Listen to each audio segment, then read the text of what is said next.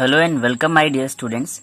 It is the next lecture of human health and disease and आज के इस video lesson में हम एक और डिजीज को पढ़ने वाले हैं which is pneumonia. Last video lecture में हमने टाइफॉइड को स्टडी किया था and now we are going to start the another disease pneumonia. So चलिए जानते हैं ये न्यूमोनिया किस टाइप की डिजीज है, इसके सिम्टम्स क्या हैं, इसका पैथोजन कौन है और इसे हम कैसे कंट्रोल कर सकते हैं. इस वीडियो को बहुत ध्यान से देखिएगा, मैं 1 बाय 1 सारे फैक्ट्स आपको डिस्कस करने वाला हूँ. चलिए स्टार्ट करते हैं. First of all, it is a serious disease of lungs which is commonly affect the infants and old people. Means ये हमारी लंग्स की ही डिजीज़ है, यानी कि ऐसी डिजीज़ है जो कि डायरेक्टली बॉडी में लंग्स को अटैक करती है. और मोस्टली देखा गया है कि इन्फेंट को, यानी कि जो न्यू बोर्न बेबी होते हैं, यानी कि जो छोटे छोटे जो बेबीज होते हैं वो, या जो बूढ़े इंसान होते हैं, उन पर ज़्यादा अटैक करती है.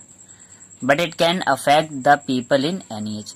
बट ऐसा नहीं है, ये करती तो हर एज के लोगों को अफेक्ट है, यानी कि हम एक छोटे से इन्फेंट से लेकर बूढ़े तक हर एज ग्रुप में करेगी.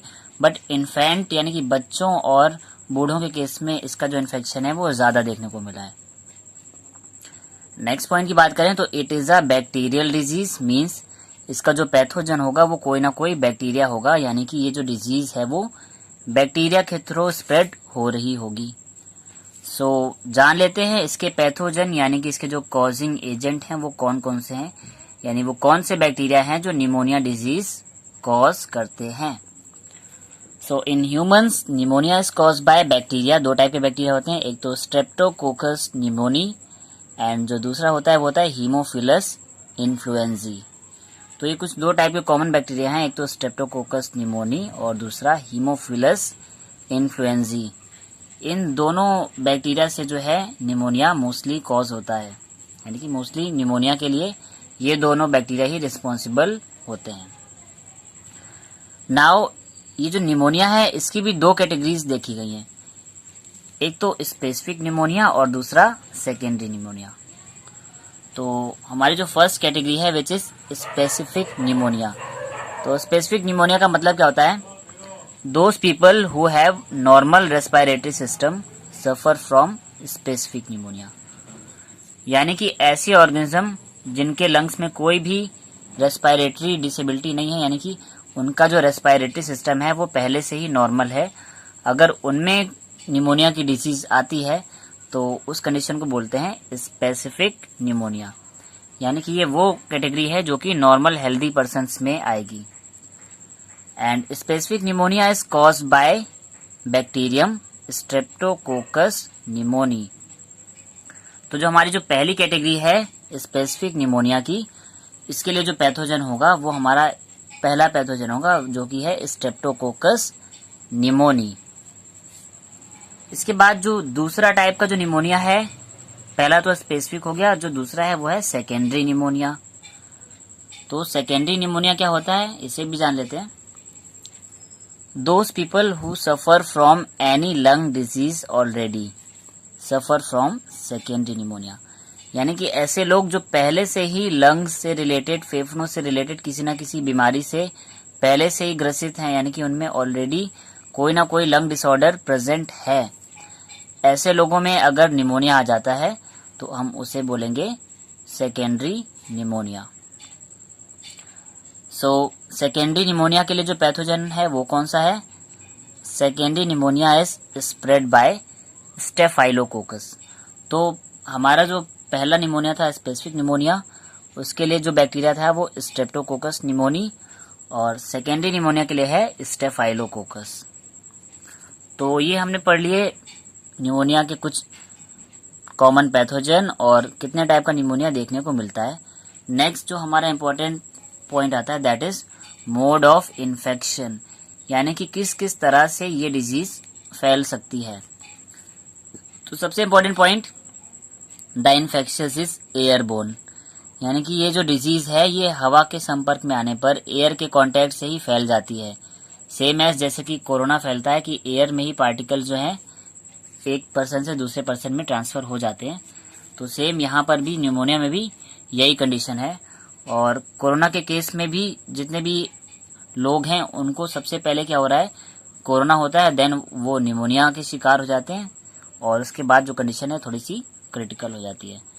तो बेसिकली इसीलिए ये सिमिलर टू कोरोना अगर हम बोलें, यानी कि ये एयरबोर्न डिजीज है, यानी कि कंटेजियस डिजीज है, यानी कि जो दो लोग आपस में अगर कांटेक्ट में आते हैं तो उनसे ये disease person to person spread हो सकती है। Now it spread by sneeze, cough, sputum, droplets etcetera, यानी कि खांसने से, छींकने से, या स्पुटम यानी कि जो आपका जो थूक होता है, जो आप बाहर थूक देते हो, तो उससे भी जो है, उसकी ड्रॉपलेट से भी ये डायरेक्टली फैल सकता है। इट में also be transmitted through contaminated utensils already use by infected person, यानी अगर किसी इन्फेक्टेड पर्सन ने किसी बर्तन को यूज किया है और वो बर्तन हो गया इन्फेक्टेड, और अगर उस इन्फेक्टेड बर्तन को कोई नॉर्मल पर्सन इस्तेमाल कर लेगा तो उस नॉर्मल पर्सन में भी बैक्टीरिया ट्रांसफर हो सकता है। तो दो टाइप में हमने देख लिया मोड ऑफ इन्फेक्शन। अब फाइनली बात कर लेते हैं कि इस डिजीज के सिम्टम्स क्या हैं, यानी कि जिनको निमोनिया होगा उनकी बॉडी में क्या कैरेक्टर्स देखने को मिलेंगे। तो सबसे पहली बात होती क्या है निमोनिया के केस में, हमारी जो एल्वियोलाई हैं, हम बोलते हैं ना रेस्पिरेटरी सिस्टम या लंग्स की जो यूनिट होती हैं वो होती हैं एल्वियोलाई, और एल्वियोलाई की जो ब्रांचेस होती हैं उन्हें बोलते हैं ब्रोंक्यूल्स। तो ये जो ब्रोंक्यूल्स और एल्वियोलाई हैं, इनमें म्यूकस और लिम्फ जो है आकर कलेक्ट हो जाता है, और उस म्यूकस की वजह से क्या होता है, हमारी जो एल्वियोलाई हैं, जो लंग्स हैं, वो थोड़े से ब्लॉक हो जाते हैं, ठीक से ओपन और क्लोज नहीं हो पाते हैं, और इस वजह से क्या होता है, लंग्स में या चेस्ट में पेन स्टार्ट हो जाता है। So collection of mucus in bronchioles and alveoli thus decreasing the respiratory capacity of lung। अब अगर हमारे एल्वियोलाई और ब्रोंक्यूल्स ब्लॉक हो जाएंगे, ठीक है, म्यूकस की वजह से, तो हमारी जो रेस्पिरेटरी कैपेसिटी है वो कम हो जाएगी, यानी हम ठीक से सांस नहीं ले पाएंगे। सो इसी वजह से इसका जो सेकेंड जो पॉइंट है that is difficulty in breathing, fever, cough, headache, chitting lips and fingernails become bluish in colour. सबसे पहली चीज तो हमको ब्रीदिंग में, सांस लेने में डिफिकल्टी आएगी, फीवर होगा, कफ भी हो सकता है, हेडेक यानी कि सर दर्द, चिटिंग लिप्स यानी कि जो होंठ है वो फटे से हो जाएंगे, और हमारे जो हाथ के नाखून है, फिंगर नेल्स, इनका जो कलर है वो ब्लू हो जाएगा, यानी कि नीले पड़ जाएंगे। तो ये कुछ कॉमन सिम्टम्स थे। अब बात कर लेते हैं प्रिवेंशन एंड कंट्रोल की कि इस डिजीज को कैसे रोका जा सकता है। सबसे पहली चीज, अगर हमें पता है कि कोई पर्सन निमोनिया से इन्फेक्टेड है तो हम उसे क्या कर लें, आइसोलेट कर लें, उसे अलग रखें, means isolation of infected people.